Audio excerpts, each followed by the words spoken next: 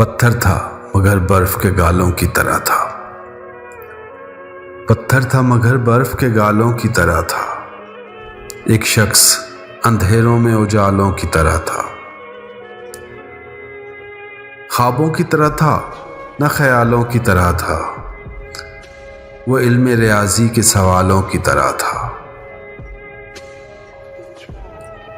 उलझा हुआ ऐसा कि कभी हल न हो सका, सुलझा हुआ ऐसा कि मिसालों की तरह था। वो मिल तो गया था मगर अपना ही मुकद्दर शतरंज की उलझी हुई चालों की तरह था।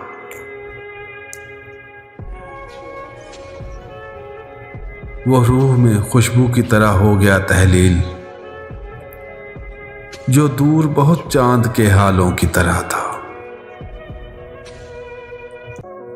पत्थर था मगर बर्फ के गालों की तरह था। एक शख्स अंधेरों में उजालों की तरह था।